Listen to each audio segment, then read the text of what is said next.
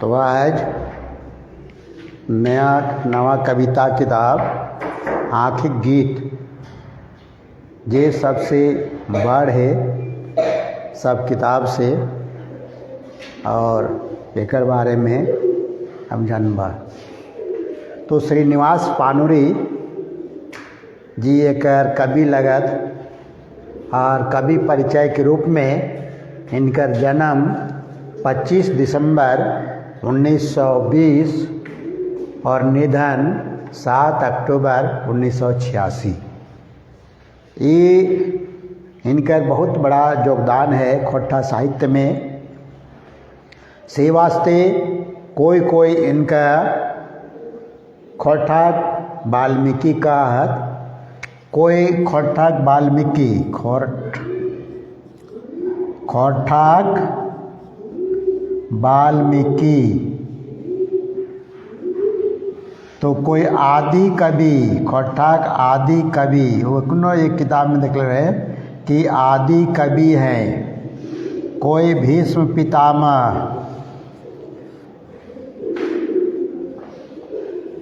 कोई इनका कई सब सवाल पूछे कि खोट्ठाक भीष्म पिता वाल्मीकि केकरा कहल जाए, खोट्ठाक वाल्मीकि आदि कवि केकरा कहल जाए, या खोट्ठाक भीष्म पितामह केकरा कहल जाए।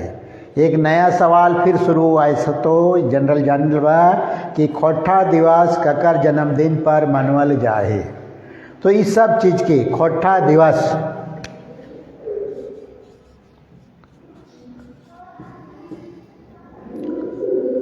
खोट्ठा दिवस यानी 25 सितंबर केकर जन्मदिन पर मनावल जाए तो पानुरी जी पर। खोट्ठा शिष्ट साहित्य कर जनक केकरा कहल जाए तो पानुरी जी के। खोट्ठा शिष्ट साहित्य कर जनक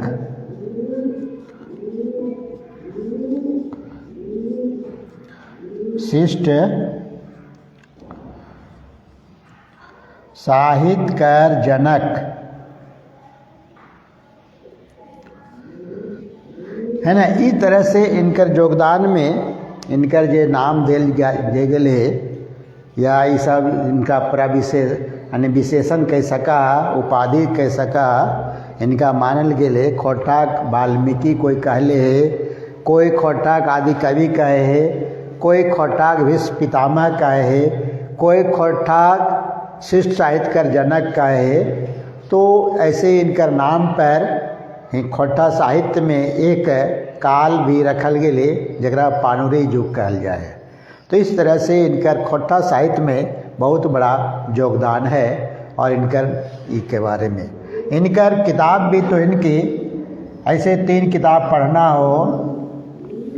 एक कविता जिसमें 71 कविता गीत और छनिका मिला के 72।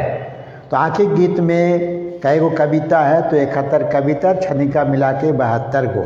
तो 72 गो है, छोटा छोटा है भले अलग अलग है। तो इनकर ये आखिक गीत में आँख कर गीत, आँख यानी आँख से लोर से जे गीत गावे से आखिक गीत।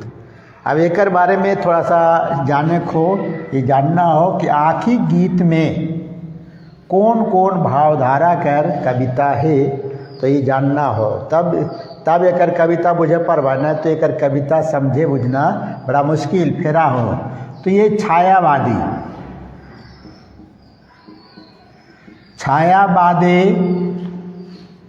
और जनवादी और यथार्थवादी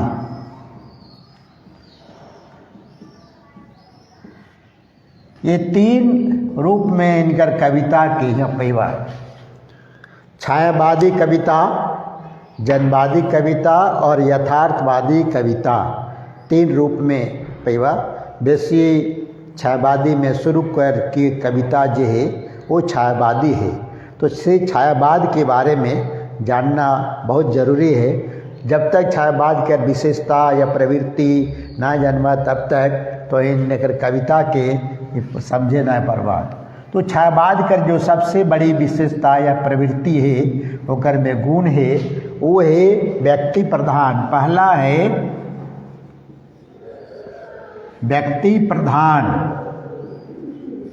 दूसरा में तो यानी छाया के रूप में या जो मूल है प्रकृति चित्रण, प्रकृति चित्रण। तीसरा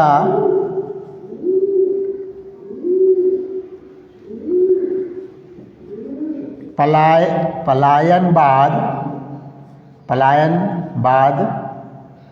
चौथा प्रतीक यानी प्रतीकात्मक।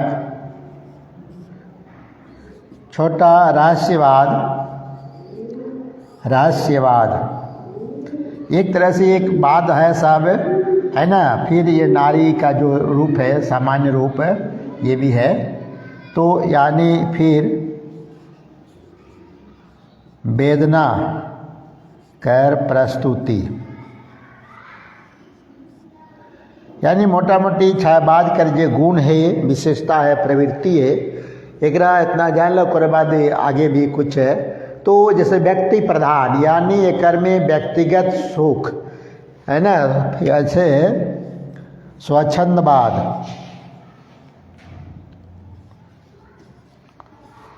तो ये हिंदी साहित्य के मुताबिक ये सब प्रवृत्ति बतवल गेले।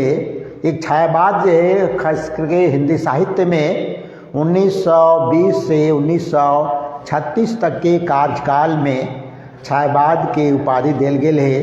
एकरा अंग्रेजी साहित्य के रोमांटिक एज और कि यानी अनुवाद कहत, कोई कहत कि अंग्रेजी साहित्य का रोमांटिक एज कर ही दूसरा रूप है। कोई एकरा स्वच्छंदवाद भी कहला, कोई छायावाद कहला। छायावाद के अर्थ है कि प्रकृति चित्रण में जब वो प्रकृति यानी छाया के रूप में, किसी चीज़ को छाया के रूप में देखना। तो छाया के रूप में देखे का मतलब है कि प्रतीक का, यानी जैसे कहीं भी प्रकृति के मानवेतर प्राणी के अगर वर्णन अगर कोई मानव के साथ करल जाए तो ओकरा प्रकृति चित्रण में प्रतीकवाद सिंबॉलिक कहल जाए। जैसे एकर में बहुत सा भाव है कि कली या अली कली जो है, अली कली खास करके जैसे है ये बिहारी लाल के दुआ है कि नहीं पराग नहीं मधुर मधु नहीं विकास है काल, और अली कली ही सो बंधियो आगे कौन हवाल। यानी वो एक अनुक्ति है। उसी तरह से एकरों में अली और कली के बात है। तो एकर में जो व्यक्तिवाद है, जैसे शुरू व्यक्ति प्रधान यानी प्रेयसी श्रृंगार का चित्रण है, लेकिन वियोग श्रृंगार कोई एक वेदना की प्रस्तुति, दुख का प्रकट, वेदना की प्रस्तुति रहस्यवादी भाव में आवे। रहस्यवादी कर ये माने समझ लो जैसे दूसरा है प्रकृति चित्रण, प्रकृति के चित्रण करल जेते। ओकरे बाद में ओकरे साथ सिंबॉलिक रूप में, प्रतीकात्मक रूप में अलग अलग रूप आवे है, ओकरा प्रतीकात्मक कहल जाए। ओकर में पलायनवाद एक्चुअल पॉइंट है। लो पलायनवाद के मतलब तोरा घूमना, यथार्थ जीवन यानी समाज में जो घटना घट रहे ओकरा छोड़ के जब आदर्श लोक में विचरण करे है, ओकरा पलायनवादी कहल जाए। समय में यथार्थ जीवन में का घटना घट रहे, तो कहे मतलब उस समय 1900 यानी हिंदी साहित्य के इतिहास के बारे में, यानी भारत के साहित्य के इतिहास के बारे में एक देखवा 1920 से लेकर 36 तक के बीच में जे आंदोलन के पीरियड रहे, देश आज़ादी खातिर लड़ रहा लग, ओकर समय में सब प्राकृतिक चित्रण कल से लेकर में दोषारोपण में कल कि ये यथार्थ लोक में रह कर भी पलायन करत। तो वही तरह से एकर में देखवा इनकर कविता में भी पैबा पलायनवादी भाव। अब छोट रहे देश में का है नहीं है, ये सब के चीज़ में वो प्रतीकात्मक के रूप में देखिए। और इनकर प्रेयसी प्राण प्रिया जो है, प्रेयसी कहती यानी प्रेमिका जो है, ये अज्ञात है। एकर केकर देखे, केकर हाथे, केकर याद में, ये सब है ओकर स्पष्ट नहीं कर ले। अगर एकरे रहस्यवाद में कहल जाए, यानी दूसरा में अगर इन धार्मिक विचार के थोड़ा रहता तो कहता है कि ये कौन अज्ञात है, तो इनकर प्रेमिका जो प्रेयसी है अज्ञात है। तो अज्ञात के मतलब अनजान है। तो यही धार्मिक में जतलो कि परमात्मा, जैसे हिंदी साहित्य में महादेवी वर्मा जे कुछ भी लिखले वो ओकरा कह दिला कि नहीं अपने यथार्थ जीवन में अपने प्रियतम यानी पति से मिले के वास्ते लिखे, तो ओकरा कह दिला नहीं हम लौकिक प्रेम के अलौकिक प्रेम में बदलना ही छायावाद का भी एक गुण है। जगह महादेवी वर्मा कर प्रतिनिधित्व करा है। तो ये सब चीज़ एकर में हो तो छायावादी भाव इनकर कविता में मिलतो सो ओकर में देखबै। फिर एक थोड़ा सा भी संक्षेप में कर दियो, ओकर बाद फिर कभी जनवादी जब विचार होते तो जनवादी कहते ओकरा जब एकर में यथार्थ के चित्रण रहते सही समाज, लेकिन एकर में शोषण के विरोध में आवाज़ उठे तो उच्च नीच, जैसे आमिन के शिवनाथ प्रमाणिक जो है वो जनवादी कवि हैं, उनका कहले जाए प्रश्न भी आवा है, पूछा है कि जनवादी रूपे कवि रूपे कौन है, तो शिवनाथ प्रमाणिक।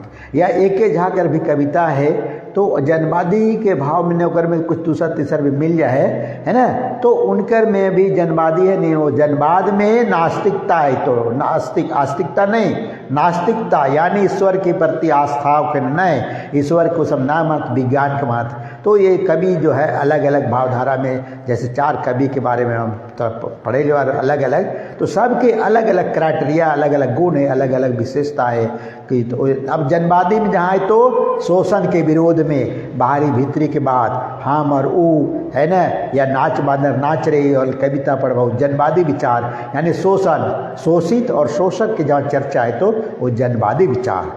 और तीसरा भी बतलियो यथार्थ बने जो समाज में जो घटना घट रहा है ये कर चित्रण अगर आए गलो तो वह लो यथार्थवादी कविता।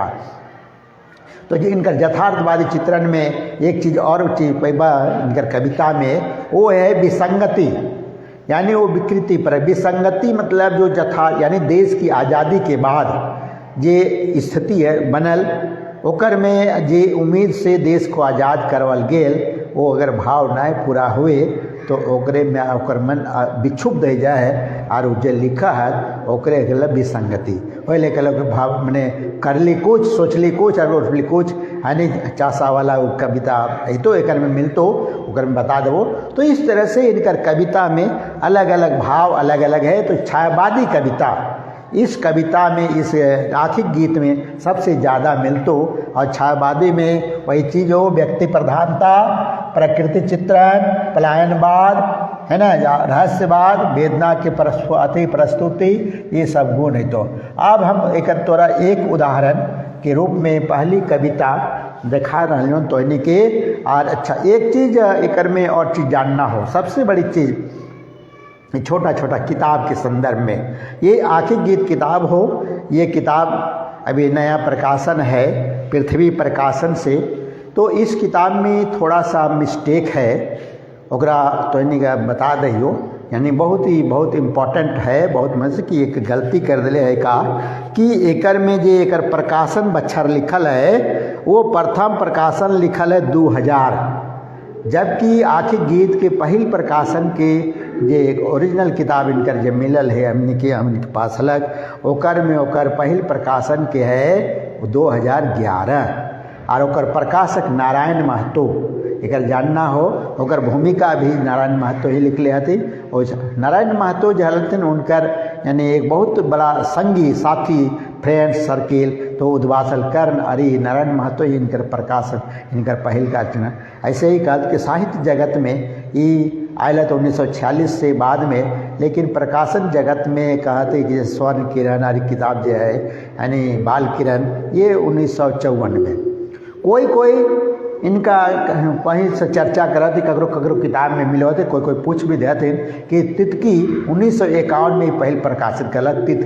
तितकी एक पत्रिका है और वो पत्रिका के पहल प्रकाशक जो है प्रकाशन जो करले है संपादक जो है वो विश्वनाथ दसौंधीराज है 1977 में। वो न कि तितकी के बारे में यानी कहले कि कहीं देखबा कोई किताब कोई लिख दिले थी और ये एक मिस्टेक यानी भ्रांति पैदा करे के उम्मीद है कि तितकी पत्रिका के पहल 1951 में ये लिखले है, ऐसा चर्चा है। यही बात कि हम अपने से लुआटी के संपादक गिरधारी गोस्वामी जी से कह लियन तो वो बतेला कि देखल तितकी नाम के वो सोचले अलग तितकी बनावे निकाले वास्ते, लेकिन वो पत्रिका निकालना ना है ना, और कोई लिख दे तो ये गलत है। तो तितकी इनका पत्रिका नए है और तितकी नाम से कोई किताब भी नए है ना, ओकरा कोई लिख दे तो ये गलत भ्रांति है।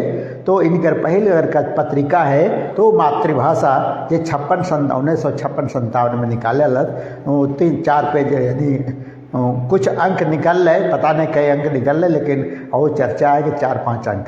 फिर एक दूसरा पत्रिका ये निकालल 1970 में जेकर नाम है खोट्टा। यही 2 पत्रिका है। तितकी पत्रिका इनका निकालना है। तितकी पत्रिका अगर निकालत नाम से तो अभी विश्वनाथ दसौंधीराज है जो 1977 में निकाला फर्स्ट में, वो भी 4-5 अंक निकल के बाद फिर दूसरा 1983 में AK झा जे और यहाँ पर कोठार से निकल खोटा ढाकी क्षेत्र कमेटी जेकर प्रबंध संपादक रहते यानी BN हदार जी।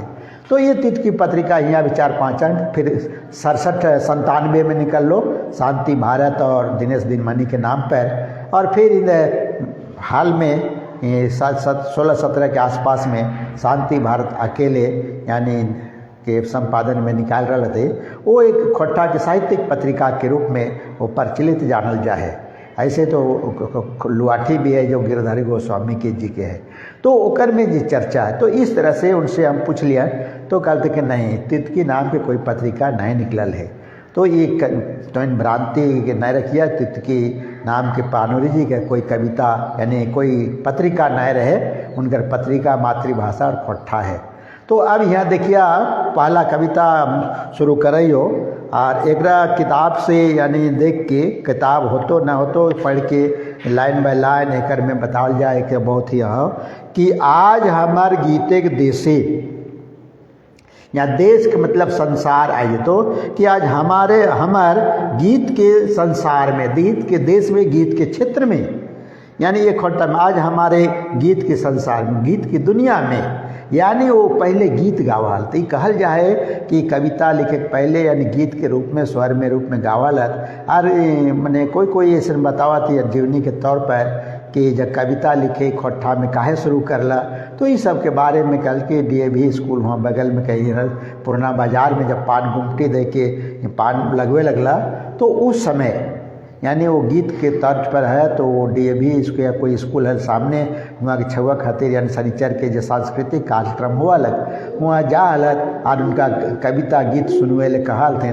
तो वहीं से उनका भाव यार फिर खोट्टा लिखे के प्रति इनका रुझान कहाँ से आयल, तो एक बार में हमारा अनुमान है कि धनबाद में जे कवि सम्मेलन वगैरह में कोई जो पुराना कवि सब यानी हिंदी का कवि सब कोई भोजपुरी या मगही में कोई सुने ले आता है, वह सुन के इनकर मन झुझुक आ गया कि हमको खोट्टा में सुनाओ। तो ये सब आ जाए स्वाभाविक रूप से, कविता कहाँ से लिखे ले कैसे आ जाए। कोनो ही नहीं कि वाल्मीकि जी रहा तो जैसे ओकर चर्चा भी है तो कि क्रोच कोचवी के जब हत्या हो जाए तखन ओकर मन से अचानक निकल जाए, वो बात अलग है। तो इस तरह से इनकर है कि आज हमारे गीत के देश में, हमारे गीत के दुनिया में, दिल के हृदय में है ना, फूटल सुधे फूल और डारी डारी पाते पाते लटकल अलिकुल। देखा प्रकृति चित्रण आ रहा लो छायावादी भाव है कि आज हमारे गीत के संसार में, गीत के दुनिया में या गीत के देश में, गीत के क्षेत्र में सीधे फूल फूटल है यानी फूल फूट गेल यानी खुशी, यानी अब गीत के तर्ज में उनका रीत गीत आवे लगल है। यानी सुधे फूल यानी सिर्फ फूले फूले, कली नहीं है, सब विकसित है। यानी पहले कोड़ी धरे है फूल में, ओकर बाद फूल खिले है और जब वो फूल कोड़ी से यानी कली से जब फूल बन जाए तो ओकरा चूसे वास्ते अलिकुल लटकल रहा, झबरल रहा थे। तो यहाँ अलिकुल जो है एक प्रतीकात्मक कि हम लगा सकिए यानी सुनवैया सब। जब इनकर कविता जब विकसित रूप में बढ़िया से सुन लगला तो कहल जाए कि पान के गुमटी में पान लगवालत और जे कोई भी पान खावे तो ओकरा कविता एगो गीत सुनाई देतन। तो इस तरह से उनकर कविता कहल ऐसा सुनाइए, कहल हम तो देखल नहीं है या इसे सुन लिए कि ऐसा काल थे और वह तरह से यानी सुनवैया उनकी ओर आकर्षित होला। उसने जैसे फूल पर मद अलिकुल यानी भौरा आकर्षित हुए खींचा है टाड़ल जाए। तो यही चीज़ है प्रतीकात्मक। अब आगे लाए सघन मंजरल आमे गाछ करे छाहुरदार आ कोकिल कोहू कोहू कह के ऋतुराजे के आह्वान। अब ऋतुराज ऋतुराज मतलब बसंत के ऋतुराज कहल जाए तो बसंत ऋतु के चित्रण है। बसंत ऋतु में ही कहा है कि डारी में फूल खिले है, आम के मंजर आवे है, तो आम के मंजर गाछ में, यानी बसंत की ये पहली पहचान है कि आम गाछ में मंजर खिल जेतो, कोयल के कोहतान है तो नया नया पेड़ में पुराना पत्ता झड़ के नवा पत्ता आए जेतो, फूल खिल जेतो, चारों ओर हरियाली रंगीली, ना तेज हवा ना तेज धूप ना जाड़ा, ये जैसे अभी बस समय है वो ये बसंत के है। और ये सुहावन वातावरण में होकर हृदय से एक पस्फुट निकले, यानी आवाज़ निकले, स्वर निकले गीत के, तो यही बसंत, यही छायावादी है। यही छायावाद के प्रकृति चित्रण के रूप कह रहा लतोन। और यही प्रकृति चित्रण में वो आगे लिखो थे, ई पारे अशोक गाछ ओ पारे बकुल, है ना। यहाँ पर अशोक गाछ तो सब जानते, बकुल के अर्थ हम बकुल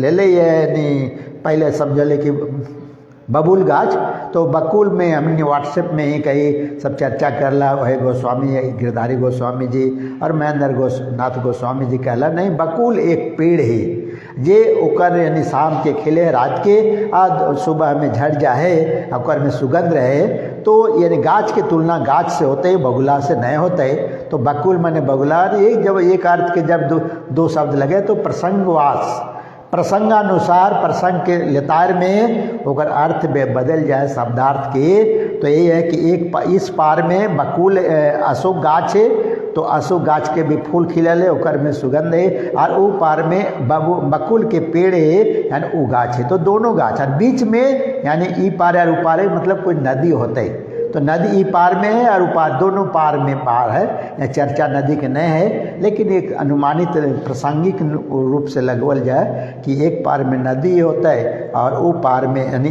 नदी होता है, नदी के इस पार अशोक गाछ और वो पारे यानी बकुल है दोनों के, और बकुल है ना लेके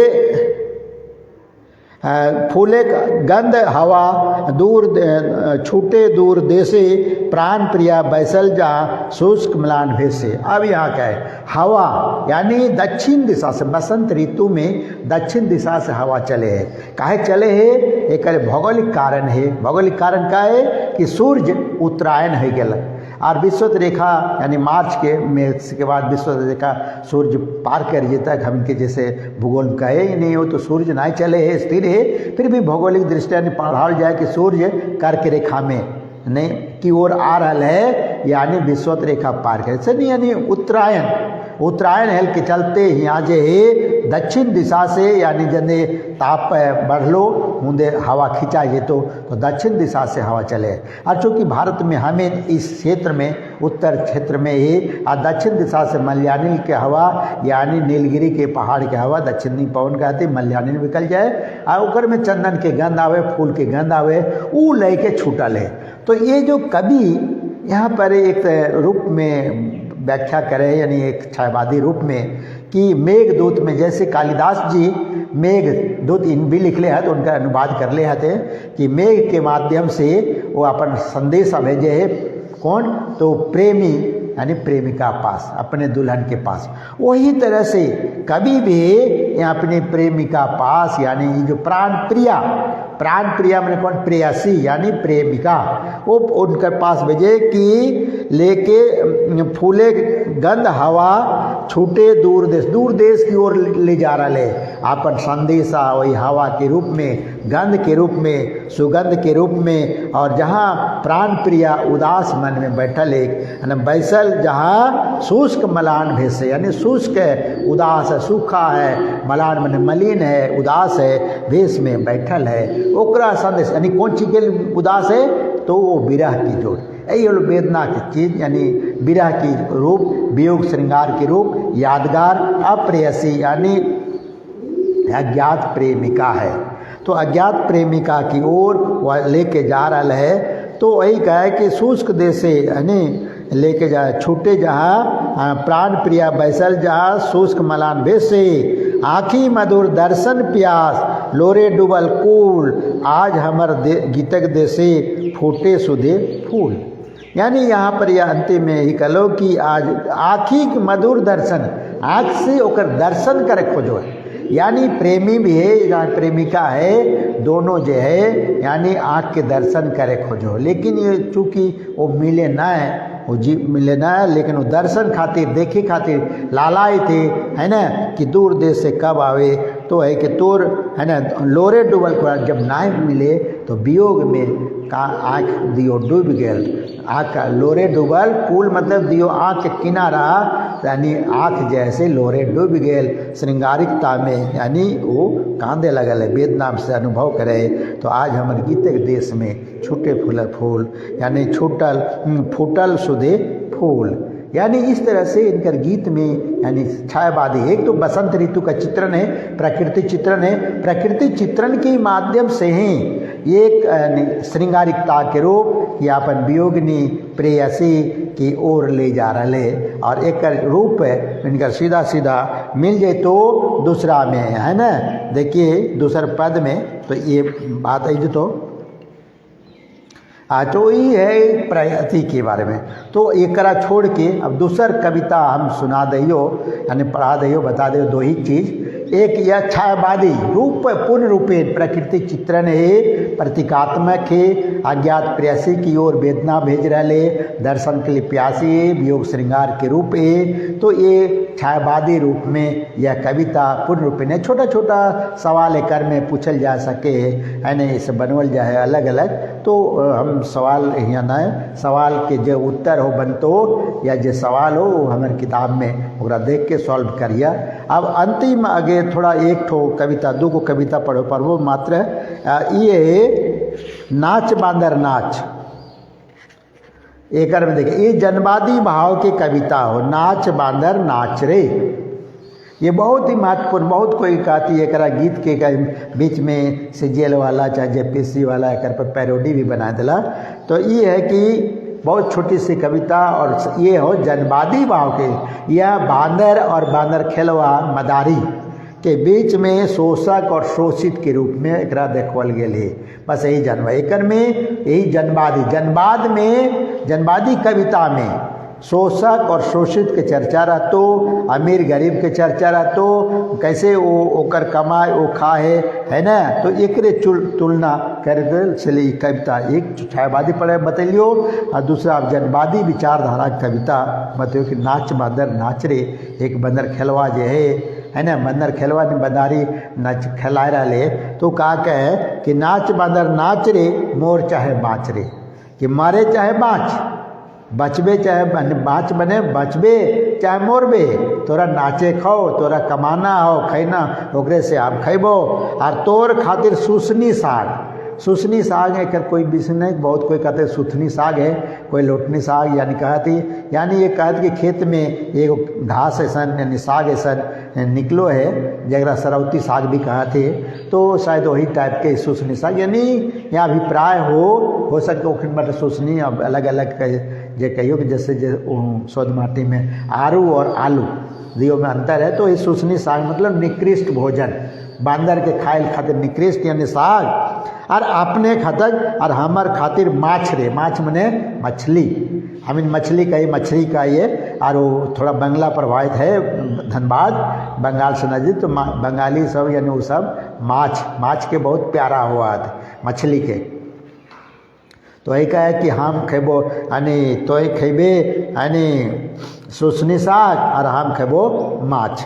आप कहे कि नाच बांधन नाच रे, मोर चाहे माच रे, रिपीटेशन हो कि हमार खातिर सोना चांदी, यानी तो जे कमेबे वो सारा संपत्ति सोना चांदी या संपत्ति प्रति के वो हमार है जात। यानी बांदर नाचत जो भी देखो या सब पैसा देता वो चीज का जीते वो हो जीते मालिक के, यानी ओकर जिम्मेदारी के। और हमार कांच और तोर खातिर कांच रे, तोरा कुछ नहीं मिलतो, हमरा सोना चांदी तोरा कांच, और नाच बांदर नाच रे, मोर चाहे बाँच रे। अंतिम एक हमार खातिर दालान घर। अब यही पर आ गलो पूंजीवादी, यानी वो अपन के पूंजीवादी पूंजीपति धनी वर्ग, यानी यहाँ मजदूर ऐसे दलान घर बड़का बड़का बनवे है लेकिन वो रहे गाछ तर। तो वही चीज़ है कि हमार खातिर दालान घर, तोर खातिर गाछ रे, गाछ मने प्रतीकात्म, गाछ बंदर तो गाछे में रहे, ये स्वाभाविक है, और आदमी रहे दलान में यानी छत में घर में, तो यहाँ का है तोर खातिर बाँच, यानी यहीं पर हो शोषित और शोषक के चर्चा। पूंजीपति मर, धनी मानी मर, दलान घर में, और बंदर जो है, बंदर यानी मजदूर कमा है वो गाछ के तर में। तो इसलिए कर जनवादी कविता कह सका, यानी शोषक शोषक है कि बनने वाला है ना, रहे वाला जो है बड़का बड़का घर में, पूंजीपति धनी मानी सब, और गरीब सब गाछ के हेठे रहे, जैसे बांदर रहे हैं। तो नाच बांदर नाच रे, मोर चाहे बाँच रे। तो इस तरह से ये कविता, दो कविता सुने वो आज उतने, फिर आगे फिर ऐसे ही धीरे धीरे चलतो। तो सब कविता के थोड़ा थोड़ा हम चाह वाली वही दृष्टि से कि सब लेखक के सब के बारे में थोड़ा थोड़ा एक एक पार्ट भी बता दियो, और बाद में वो किताब जो है हमरे वाला वो सब पढ़ के देखबा, अगर में जो सवाल हो सॉल्व करबा, कहीं कुछ यानी आपत्ति या कोई गलत आंसर आ गया तो सॉल्व करे। जय खोटा, जय।